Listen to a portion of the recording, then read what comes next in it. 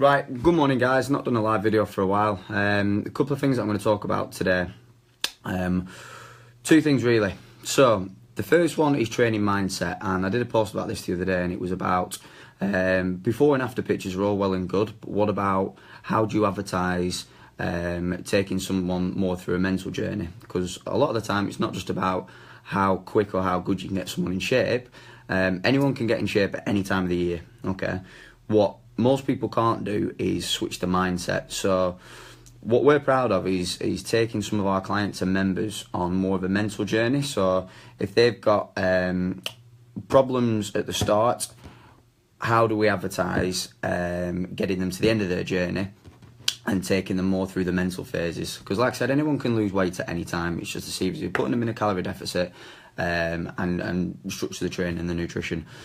But the problem is that you've got to be in the right mindset of that. So how do we kind of take people from, you know, even from depression, from not being in work, all the way through a mental journey to get them back into a better frame of mind and getting them back into work, back into regular training.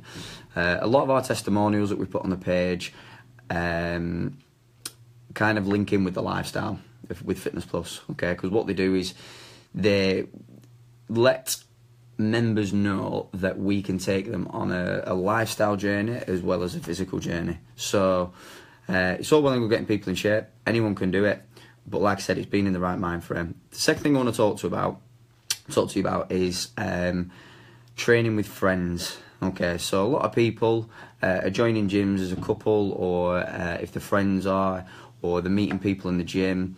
And what you do in a gym has a massive, massive impact on everyone else, and especially new gym goers, okay?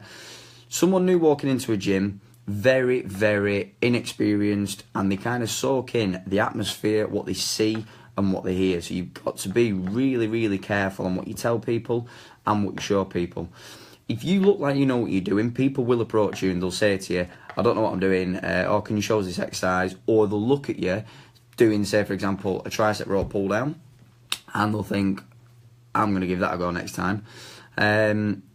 So what I'm trying to say is you've got to be performing the exercises correctly when other people are watching you, and even obviously when they're not watching you as well.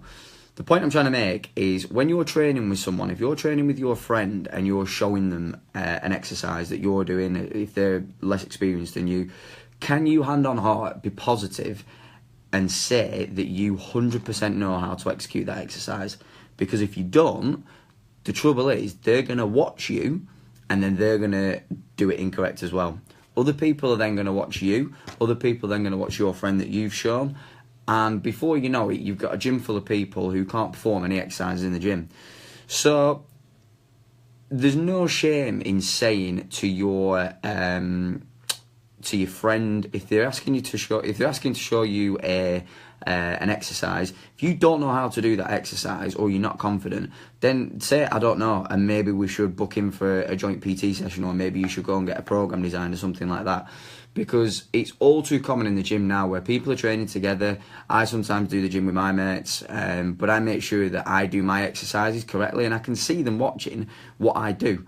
You know, and it's not being big-headed, it's not being cocky, it's just being confident in knowing that I know how to execute an exercise. In the same way, if they had a problem with their car and they said to me, well, I've got a problem with my car, I don't know what to do, I'm not qualified or experienced enough to say, yeah, don't worry about it, I'll sort it and I'll have a look at it and I'll manage to do it.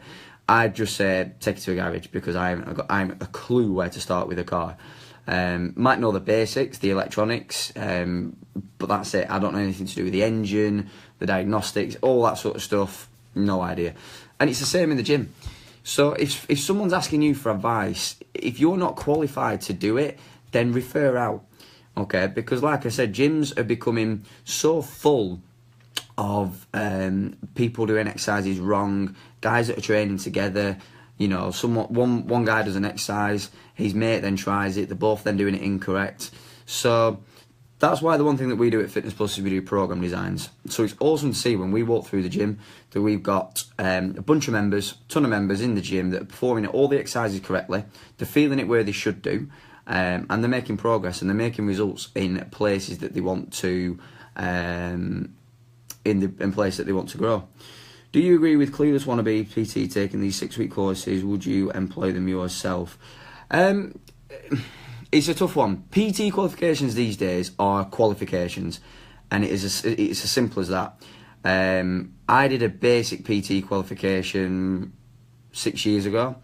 The difference is that I learnt more as soon as I got qualified, rather than learning it at the time.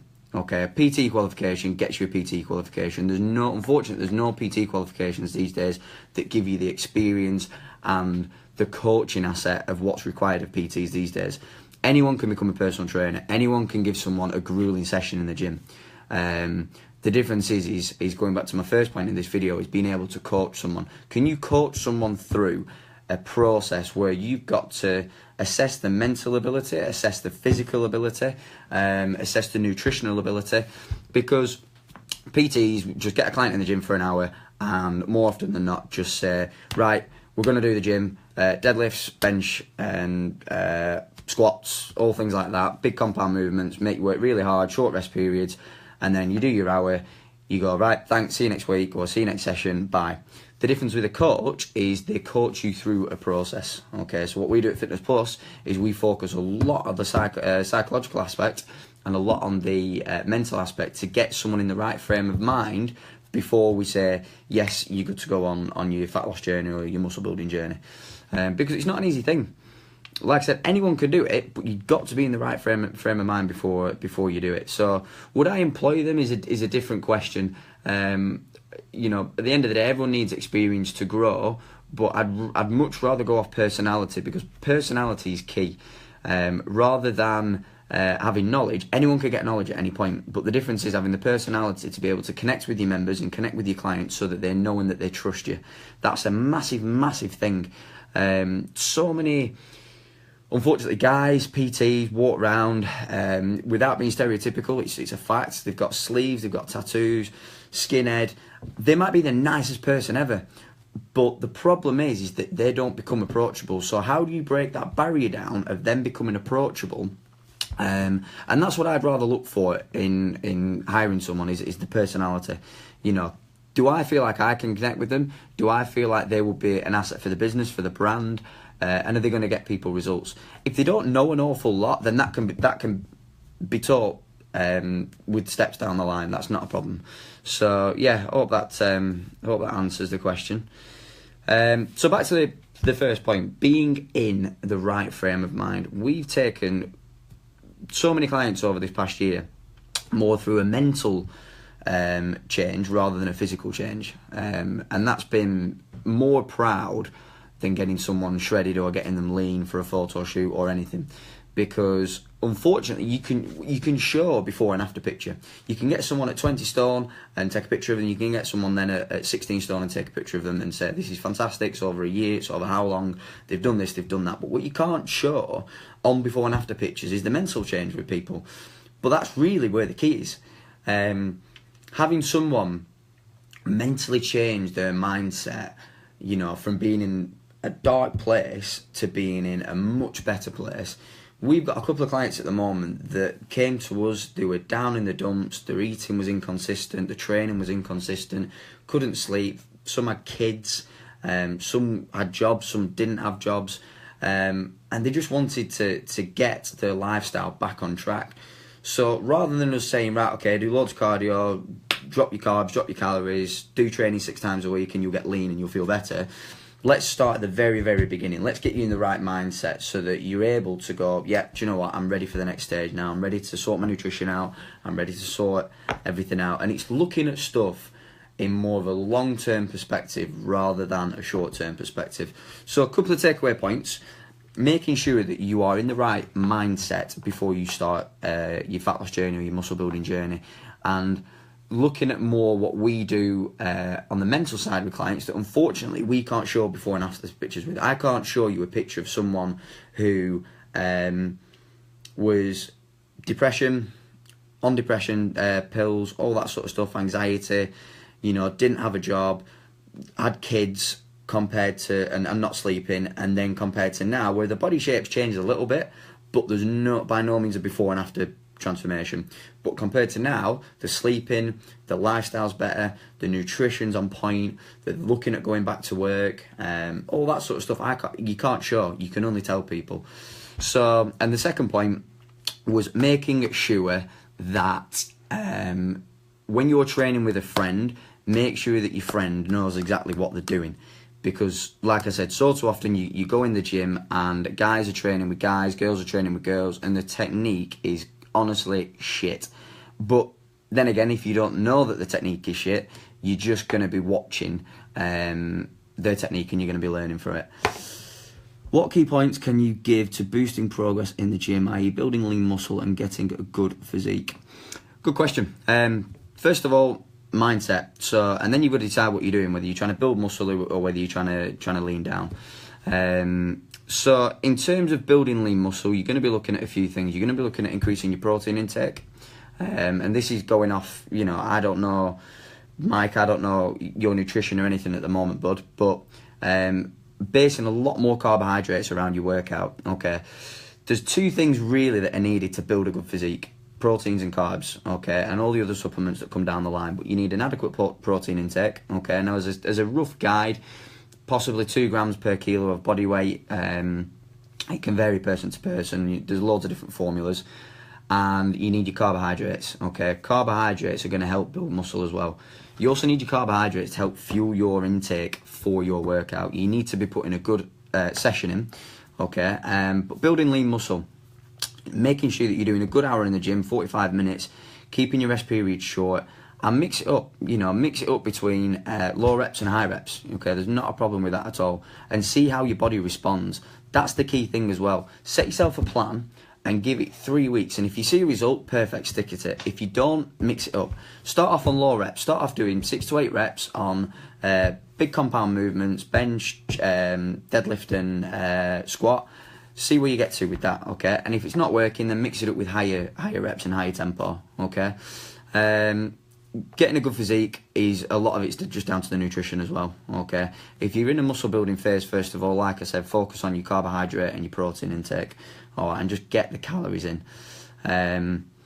So yeah, I hope that helps, guys. It's good to have a few questions as well. So we're doing a lot more live videos soon. I'm going to be doing them over the next week, and I'm going to start doing some exercise execution videos as well, okay? Because I want to show people how to perform exercises, even the basic exercises that people aren't doing right, and then when you go to the gym with your friend, you're either showing your friend how to do the exercise incorrectly, or they're showing you incorrectly. Now, I'm sure you're not going to be happy with your mate if they're showing you an exercise and it's not targeting the muscles that you want to target, or it's not working where you want it to be working, or you're not feeling it where you should be feeling it, and then 3, 4, 5 weeks down the line, you're not growing, you're not changing, and you're thinking, well, what is it? And unfortunately, it could just be the person that you're training with. This is where program designs, personal training, things like that, exercise videos, there's tons on YouTube, that you can research to look at what you're doing correctly. All right. No problem, guys. So we'll be back on soon. I'm going to put a post out letting you know when we are doing live videos again. I hope it's helped. Being in the right mindset, making sure that you're taking someone on a mental journey before you take them on a physical journey. Okay, you can get in shape any time of the year. You can lean down. You can do a photo shoot any time of the year. What you can't do any time of the year is just change your mindset. Okay, so make sure that your head's right before you start training and worrying about nutrition and all that sort of stuff. And yeah, just watch out. Next time you're in the gym, if you're training with your friend, just think, are they really doing this correctly? Or does it look like they're yanking movements and they're riding a horse or something like that? If they're doing it really fast, if the back's arched, the shoulders are coming up, all things like that are things to look out for. Make sure that they're going through a full range of motion as well. Okay, so for example, with bicep curl, you want their arms to be straight and curl right up to the top. Okay, doke? Right, cheers guys, enjoy.